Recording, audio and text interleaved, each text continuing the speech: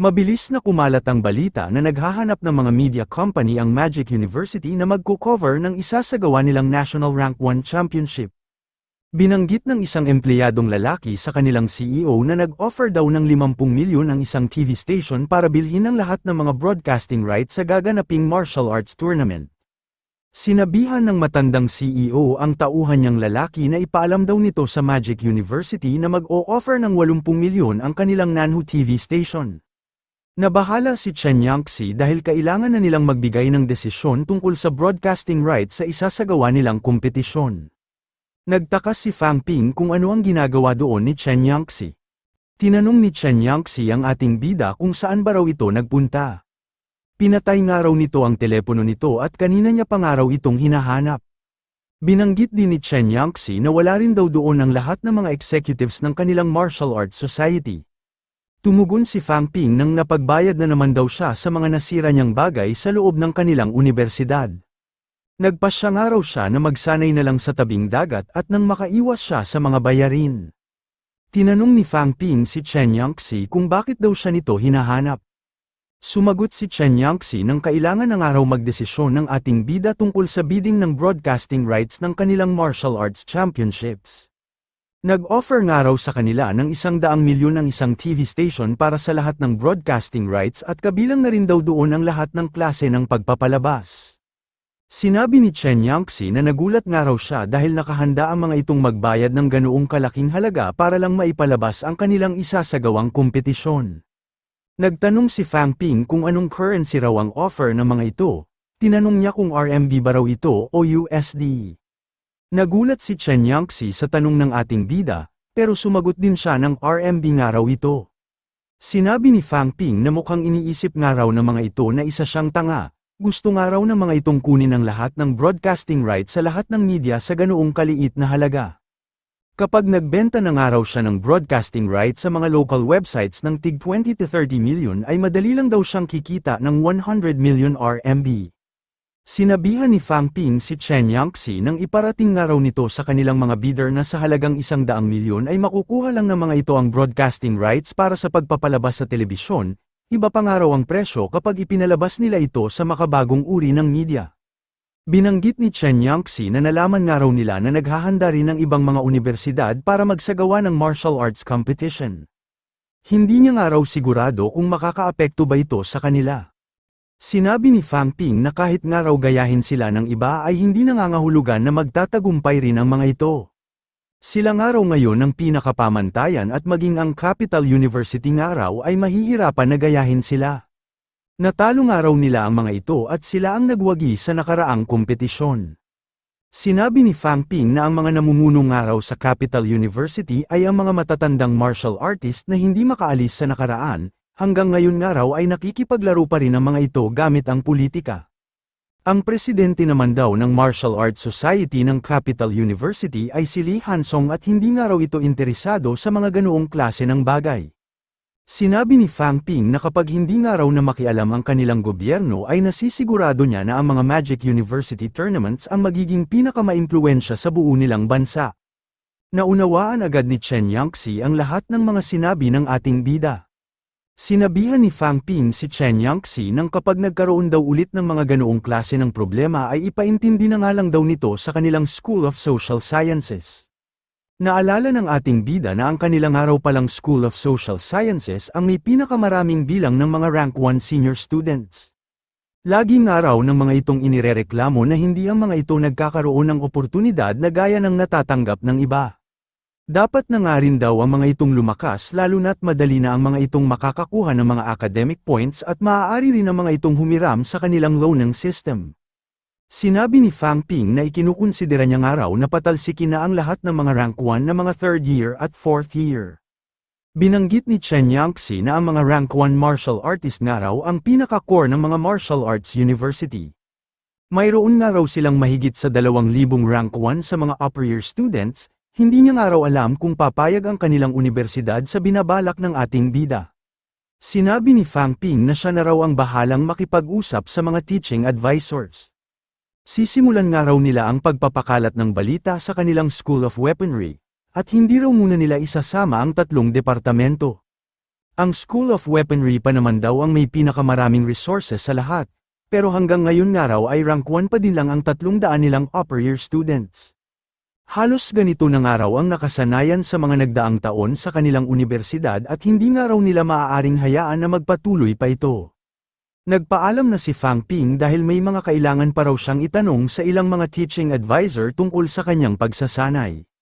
Sinabihan niya rin si Chen Yangxi na kailangan daw nitong siguraduhin na hindi nito napapabayaan ang pagsasanay nito.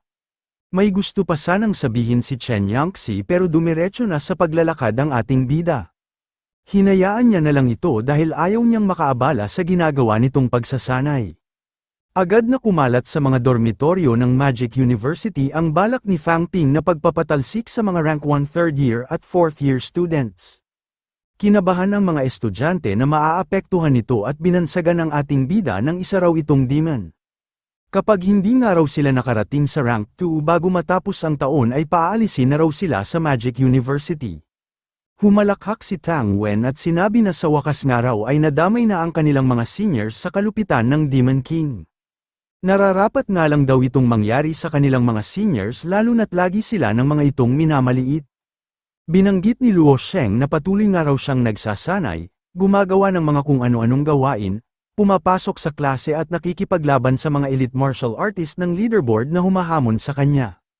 Hindi pa nga raw natatapos ang isang buwan pero napakalaki na raw agad ng nabawas sa kanyang timbang. Sinabi ni Gu Longfei na hindi pa raw yun ang pinakamalalang parte. Inutusan nga raw ng ating bida ang ibang mga estudyante na atakihin sila tuwing gabi at nang maging handa raw sila sa anumang posibleng mangyari. Binanggit ni Tang Wen na maging ang kanyang araw ama ay nakasuporta din kay Fang Ping, pakiramdam niya nga raw ay hindi na rin siya ligtas sa loob ng sarili nilang bahay. Napabuntong hininga na lang sina Tang Wen, Lu Sheng at Gu Longfei. Nagkasundo silang tatlo na isang araw talagang demon ang ating bida. Sa mga sandaling yun ay bigla na lang sinipon si Fang Ping. Sinabi niya na mukhang pinag-uusapan nga raw siya ng ibang mga estudyante. Saka na nga lang daw niya ang mga ito babalikan kapag kakaunti na ang kanyang gagawin. Nagtanong si Fang Ping kay Vice Dean Li Changsheng kung ito na ba raw ang lahat ng pag-aari ng kanilang logistics department. Tinanong niya kung wala ba raw silang mga kagamitan na gaya ng space setups o storage rings. Ngumibit lang si Vice Dean Li Changsheng sa tanong ng ating bida. Sinabihan ni Fang Ping si Vice Dean Li Changsheng nang wag raw itong basta ngumisi at makipag-usap daw ito sa kanya. Marami ng araw ang nagdaang taon para sa technological advancement, pero hindi man lang daw nakagawa ang kanilang universidad ng mga bagay na may malaking pakinabang.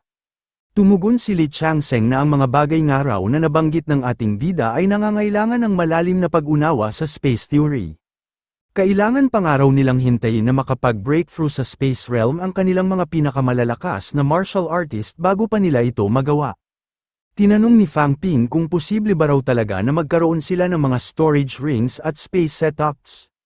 Sumagot si Li Changsheng nang alam na naman daw ng ating bida ang passageways patungong catacombs, ang daan nga raw na ito ay hindi matatagpuan sa catacombs pati na rin sa kanilang mundo. Iniisip na nga lang daw nila na isa itong wormholes na nagdudugtong sa 200. Ito nga raw ang patunay na maaari nilang mamanipula ang space pero hindi pa lang nila ito kayang gawin dahil masyado pa silang mahina. Naisip ni Fang Ping na kailangan pa raw pala nilang magkaroon ng sapat na lakas bago nila mamanipula ang space, napapaisip siya kung makakaya ba raw talaga itong gawin ng mga martial artist. Noong huling beses nga raw na nagpunta siya sa loob ng catacombs ay marami siyang nakuhang sandata pero 2 nga lang daw ang kanyang naiuwi. Ayos nga raw sana kung magkakaroon siya ng storage ring lalo na't limitado lang ang kaya niyang mabitbit. Sinabi ni Fang Ping na bibili raw siya ng tig 10 piraso ng 11 at organ protection pills at 5 revival pills. Binanggit ni Li Changsheng na ang 11 pills nga raw ay ginagamit sa pagforging ng 5 viscera at 6 bowels. Tinanong niya kung sigurado na ba raw ang ating bida sa pagbili ng mga ganoong klase ng pills. Tumugon si Fang Ping nang kakailanganin niya nga raw ang mga ito kaya mas mabuti na bumili na siya agad ng mas maaga. Naisip ng ating bida na kailangan nga raw niyang patibayin ang kanyang 5 viscera at 6 bowel sa intermediate rank, pero hindi nga raw siya binibigyan ng kanyang system ng kahit na anong special powers para mapatibay niya ang mga ito. Wala na nga raw siyang ibang pagpipilian kundi patibayin ang mga ito gamit ang mga pills. Sinabi ni Vice Dean Li Changseng na 4,500 points daw ang total na kailangang bayaran ng ating bida. Tumugon si Fang Ping nang magbabayad daw siya gamit ang kanyang cash. Sinabi ni Vice Dean Li Changseng na 135 million daw ang kailangan nitong ibayad sa kanya. Binanggit ni Fang Ping na hindi ba raw nagbaba na ng presyo ang kanilang universidad, bakit nga raw napakalaki pa rin ang kailangan niyang bayaran. Tumugon si Li Changseng nang gumagana lang daw ang kanilang discount sa mga academic points at hindi raw nito sakop ang aktual na pera. Pero maaari naman daw silang magkasundo sa presyo na 130 million. Binanggit ni Fang Ping na siya nga raw ang presidente ng Martial Arts Society, marami na nga raw siyang pumatak na dugo, pawis at luha para sa kanilang universidad. Siya nga raw ang dahilan kung bakit nakakalasap ngayon ng mga bagong benepisyo ang lahat ng kanilang mga estudyante. Sinabihan ni Vice Dean Li Changseng ang ating bida nang umalis na nga lang daw ito kung hindi ito bibili. Walang nagawa si Fang Ping kundi ang magbayad ng 130 million cash. Nagpasalamat si Vice Dean Li Changseng at inasar ang ating bida ng please come again. Naisip naman ni Fang Ping na habang tumatagal nga raw ay nagiging matandang gurang na si Vice Dean Li Changseng. Nagtungo si Fang Ping sa Seaside Gardens para magtingin ng bibilhin niyang bahay.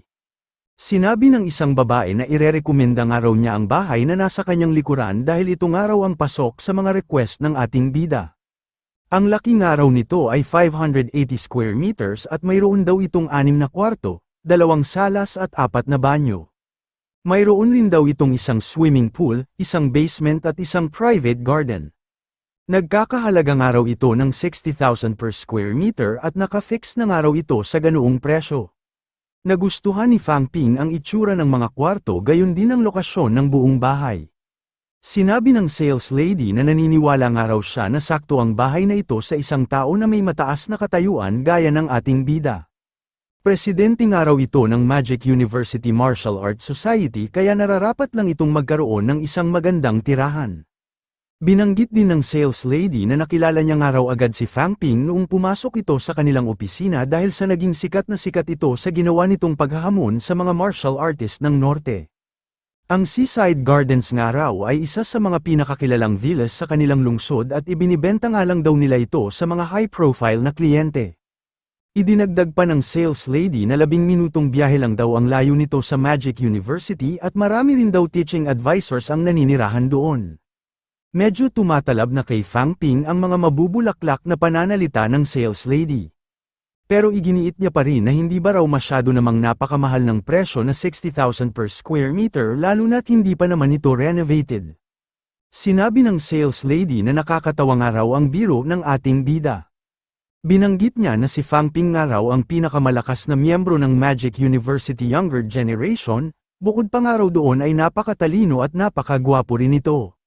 Sinabi ng sales lady na alam niya nga raw na hindi naman puproblemahin ni Fang Ping ang ganoong presyo. Pumirma agad ang ating bida matapos siyang tawaging gwapo ng sales lady. Nagbayad siya ng 36 million para mapasa kanya na ang buong mansyon. Naisip ni Fang Ping na pakiramdam niya nga raw ay nakasulit pa siya ng malaki kahit na nagbayad siya ng 36 na milyon. Napagtanto niya na masyado nga raw siyang nagpadala sa marketing strategy ng sales lady. Sinabi ni Fang Ping na magpapasa pa raw siya ng 4 na milyon pero kailangan daw siya ng mga itong tulungan sa renobasyon ng kanyang mansyon.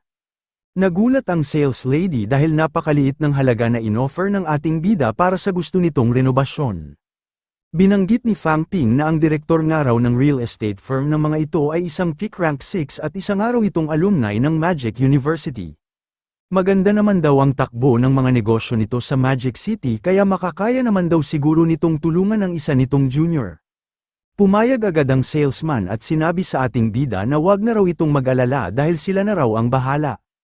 Umalis na rin agad si Fang Ping matapos sabihin ng mga ipapabago niya sa kanyang nabiling mansyon. Tinanong ng sales lady ang katabi niyang salesman kung ayos lang ba raw talaga na tumanggap sila ng renovation work sa ganoong kaliit na halaga. Tumugon ang salesman at sinabi na tama nga raw ang mga binanggit ng ating bida. Naging matagumpay nga raw ang kanilang direktor nang dahil sa koneksyon nito sa Magic University. Binanggit din ng salesman na isang araw prodigy ang ating bida. Malaki nga raw ang tsansa na tatanggapin ng kanilang direktor ang request nito kahit na hindi na ito magbayad ng kahit na anong halaga. Sa tuwing pumapasok ang mga martial artists sa loob ng catacombs ay hindi nila isinasantabi ang posibilidad na hindi na sila makakabalik. Maging ang mga Grandmaster ay inaasikaso na agad ang mga bagay na may iwan nila sa kanilang pamilya kung sakali mang masawi sila habang nakikipaglaban. Tinawagan ni Fang Ping ang kanyang ama para ipaalam na bumili raw siya ng isang bahay na malapit sa Magic University. Kapag nagsawa nga raw ang mga ito sa Sun City ay maaari siya ng mga itong bisitahin, o kaya naman ay doon na raw ang mga ito tumira. Pinayuhan ni Fang Mingrong ang ating bida nang mag-ingat daw ito, may ipon pa naman daw silang mag-asawa kaya hindi raw sila basta-bastang magugutom. Ang kalusugan nga raw ng ating bida ang pinakamahalaga sa kanila at wala raw silang pakialam sa mga materyal na bagay. Nagpaalam na si Fang Ping sa kanyang ama at sinabi na wag daw itong mag-alala sa kanya. Naisip ng ating bida na inakala nga raw niya na mahihirapan siyang ubusin ang 175 million, pero ngayon nga raw ay 5 million na lang ang tanging natira sa kanya. Ang mahalaga na nga lang daw ay nakabili na siya ng isang bahay na malapit sa kanilang universidad. Ang Seaside Gardens nga raw ay 5 kilometro lang ang layo mula sa Magic City Military Area. Kalapit lang din ito ang Magic University Main Campus at Sino Martial Arts University. Maraming nga raw martial artist ang naninirahan doon kaya ito na ang pinakaligtas na lugar kung sakali mang makalabas ang mga catacombs martial artist. Ito na ngayon ang nakatakdang araw ng muling pagpasok ng ating bida sa loob ng catacombs. Masiglang-masigla si Qin Fengqing habang papalapit ito sa ating bida. Tinanong ni Fang Ping kung isa na ba raw intermediate rank 4 si Qin Fengqing. Tumugon si Qin Fengqing nang halos isa na rin daw siyang intermediate rank 4, mayroon na nga raw siyang rough model ng kanyang 5 bridges of heaven and earth at kailangan na lang daw niya itong patibayin. Sinabihan ni Qin Fengqing ng ating bida nang magkapantay na nga raw sila ngayon. Tumugon si Fang Ping nang mukhang nahirapan nga raw ng sobra si Qin Fengqing. Binanggit ng ating bida na noong unang beses nga raw silang nagkita sa harap ng gate ng kanilang universidad ay isa na itong rank 3 samantalang siya naman ay hindi pa isang ganap na martial artist. Sino nga raw ang mag-aakala na ito na ngayon ang naghahabol sa kanyang rank? Natigilan si Qin Fengqing matapos marinig ang mga sinabi ng ating bida. Iginiit niya na mahaba at malubak daw ang daan na tinatahak ng mga martial artist. Maghintay nga lang daw ang ating bida, mabilis man daw ito ngayong nakakapag-breakthrough, pero kapag nakarating na nga raw ito sa peak rank 6 ay aabutin ito ng ilang dekada bago pa ito makatungtong sa pagiging isang Grandmaster. Binanggit ni Fang Ping na nagtataglay na nga raw siya ngayon ng mental strength. Mala Mercury na rin daw ngayon ang kanyang mga bone marrows at noong nakaraan nga lang daw ay siya ang tinaguriang pinakamalakas na rank 3 martial artist. Ipinagmalaki rin ni Fang Ping na mayroon na rin daw siyang unity sa kanyang mental strength at vitality. Kung siya nga lang daw ang tatanungin ni Qin Fengqing, ay masasabi niya na kapag isa na siyang peak rank 6 ay aabutin lang siya ng ilang buwan bago siya makarating sa pagiging rank 7 Grandmaster. Wala nang naisagot si Qin Fengqing kaya tumigil na ito sa pakikipagtalo. Tinanong niya ang ating bida kung sasama pa ba raw ito sa kanya o kung magyayabang na lang ito ng buong araw. Bago umalis ay nagpaalam muna si Fang Ping sa kanyang mga kaibigan. Sinabi ni Fu Changding na nakakasama pa nga raw nila noon ang ating bida sa isang grupo para magsagawa ng mga misyon. Pero ngayon nga raw ay napakalayo na ng level nito kumpara sa kanila. Nanalangin si Chen Yangxi na sana raw ay makabalik ng ligtas ang ating bida. Ipinapalabas ang mga patalastas ni Fang Ping sa loob ng establishmento kung saan nakalagay ang lagusan patungong Magic City Catacombs. Nasa loob na ngayon sina Fang Ping at Qin Fengqing sa lugar na gawa sa A-grade alloy. Habang hinahawakan ni Fang Ping ang dadaanan nilang pinto ay naalala niya ang lalaki na may mahabang peklat sa mukha. Nagkasundo nga raw silang dalawa na kukunin nila ang pinto na A-grade alloy kapag natapos na ang mga problema sa loob ng Magic City Catacombs. Naisip niya na mukhang siya na nga lang daw ang mag-isang kukuha nito. Tinanong ng nagbabantay na sundalo ang ating bida kung kailan daw ulit ito magkakaroon ng mga bagong commercials, nagsasawa na nga raw siyang panuurin ang mga luma nitong patalastas.